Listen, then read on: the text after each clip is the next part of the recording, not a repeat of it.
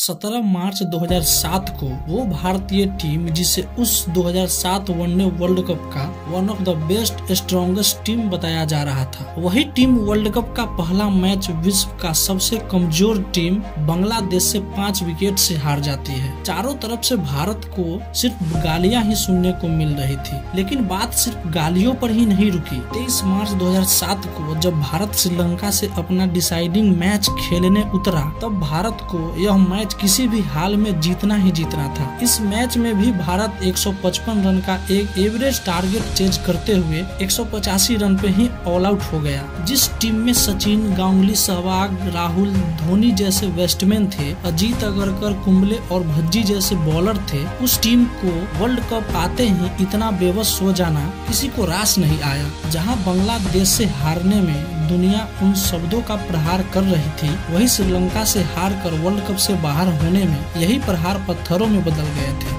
बीच सड़क पे क्रिकेटरों के पुतले फूके गए तो युवराज से लेकर धोनी तक के घरों में पत्थर मारे गए। उस वक्त के कप्तान राहुल द्रविड़ को जान से मारने की धमकी तक मिलने लगी। 4 साल आए किसी चीज के लिए इंतजार करे और उसके बाद टीम का ये प्रदर्शन देख के दुख तो होता ही है। वर्ल्ड कप के बाद भारत इंग्लैंड टूर पे गया तो वहाँ राहुल द्रविड़ बीच टूर में ही कप्तानी छोड़ दी। राहुल का ये अचानक कप्तानी छोड़ना सबको हैरान कर दिया, क्योंकि वर्ल्ड कप की जर्नी को छोड़ दे तो द्रविड़ ने अच्छी खासी कप्तानी की थी, पर असल काम तो अब शुरू हुआ था। बीसीसीआई को समझ नहीं आ रहा था कि अचानक किसे कप्तान बनाया जाए। बहुत सोचने के बाद बीसीसीआई के मन में एक ही नाम आया, वो थे सचिन तेंदुलकर। एक चॉइस सौरभ गांगुली टीम में जरूर थे, लेकिन गांगुली कुछ ही समय पहले कप्तानी से स्टेप डाउन कर चुके थे। बीसीसीआई ने सचिन के सामने रिक्वेस्ट जरूर रखी, लेकिन बीसीसीआई जानता था कि सचिन का उम्र भी लगभग 34 साल है और सचिन के कप्तानी में कोई खास ट्रैक रिकॉर्ड भी नहीं है। लेकिन बीसीसीआई को उस समय बेस्ट चॉइस सचिन ही लगे।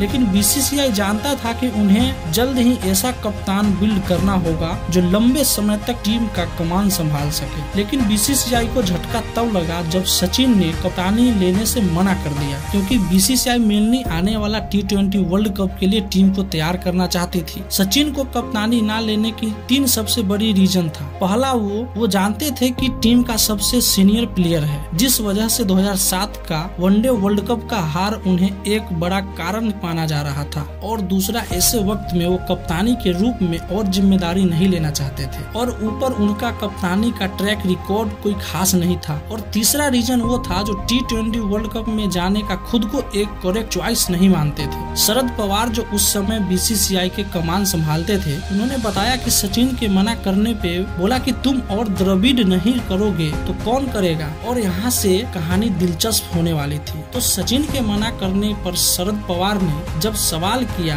कि अगर तुम दोनों ही कैप्टेंसी के लिए हाथ खड़े कर दोगे तो हम किसे आने वाले T20 वर्ल्ड कप के लिए कैप्टन भेजेंगे, तो इस पे सचिन ने कहा था, एक नाम है जिसमें कैप्टंसी का दिमाग भी है और ऐसे मुश्किल समय पे कप्तानी लेने का जिगरा भी है, वो है महेंद्र सिंह धोनी। सचिन जब धोनी का नाम सजेस्ट किया था तो बीसीसीआई के बहुत से लोग ताजुब थे, क्योंकि टीम में हरभजन, सहवाग, युवराज जैसे कई बड़े नाम मौजूद थे जो कप्तानी के लिए बेस्ट चॉइस माने जाते थे। अब देखिए, सहवाग, भज्जी और युवराज से पहले धोनी को ही कैप्टंसी क्यों चुना गया, इसके पीछे एक बहुत ही बड़ी कहानी है जो मैं अलग से एक वीडियो में बताऊंगा। सचिन ने उस वक्त धोनी को ही नाम क्यों लिया वो मैं बताता हूँ। आप में से ये बहुत से लोग जानते होंगे कि सचिन स्लीप में ही फील्डिंग किया करते थे। इस दौरान धोनी और सचिन में काफी बातचीत भी होती थी। सचिन बताया कि धोनी के बातों का मैच्योरिटी लेवल इतने कम मैचों में खेलने के बावजूद भी ऐसा था जैसे मानो उनके पास लंबे समय का अनुभव हो। हम सब आज ये जानते हैं कि धोनी अपनी कैरियर में बॉलर्स को कैसे विकेट के पीछे से इनपुट देते रहते थे, लेकिन सचिन ने असल में तब यह कह दिया था कि टीम में हरभजन सिंह, जहीर खान, अगरकर और कुंबले जैसे एक्सपीरियंस बॉलर भी बैट्समैन की जिन कमियों को आंकने में असफल थे, धोनी 15 से 20 मैचों के बाद ही बॉलर्स को वो कमियां बताने लगे थे। सचिन ने बताया था कि उस समय तो मुझे नहीं पता था कि धोनी का नाम इतना जल्दी लोगों के पास रखना पड़ेगा, लेकिन उसी दिन मैं ये तो समझ गया था कि MS धोनी पूरे तरीके से प्योर कैप्टन मटेरियल है। सचिन ने कहा था कि मैं लोगों को ये तो बोलते हुए सुना था कि ये बंदा बैटिंग के लिए बना है या ये बंदा बॉलिंग के लिए बना है, लेकिन पर MS धोनी को देख के पहली बार मेरा दिल यही कह रहा था कि ये बंदा कैप्टेंसी के लिए बना है। तो यही वजह रही थी कि सचिन ने उस दिन बिना कुछ सोचे शरद पवार को धोनी का नाम कैप्टेंसी के लिए सजेस्ट कर दिया था। वैसे तो द्रविड़ वनडे, T20 टेस्ट तीनों फॉर्मेट से कप्तानी छोड़ने का प्रस्ताव रखा था, और जैसे मैंने कहा कि BCCI को सचिन के बातों पर भरोसा था,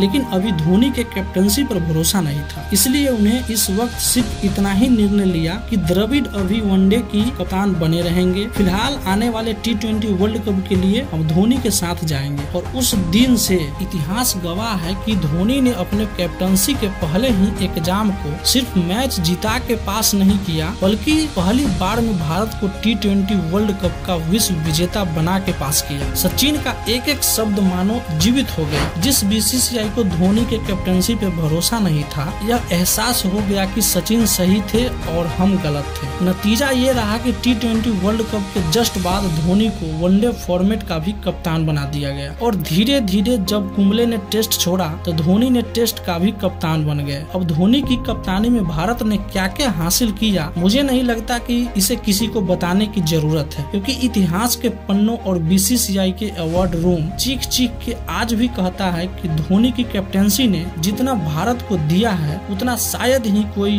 दे पाएगा। पर यह ध्यान रखना जरूरी है कि हम जब जब धोनी के कैप्टेंसी की अप्रिशिएट करेंगे, जरूरी है कि एक थैंक्स सचिन को भी किया जाए, क्योंकि अगर उन्होंने अपने भरोसे पर धोनी का नाम कैप्टेंसी के लिए नहीं लिए होते तो शायद ना धोनी कभी कप्तान बन पाते और ना ही हमें वो सब मिलता जिसे सुन के हमारा सीना चौड़ा हो जाता है और सर गुरूर से उठ जाता है। उम्मीद करता हूँ कि ये कहानी आपको पसंद आई होगी। अगर हाँ तो इस वीडियो को एक लाइक जरूर कीजिए, और चैनल पे नए हैं तो चैनल को सब्सक्राइब जरूर कीजिएगा। जय हिंद।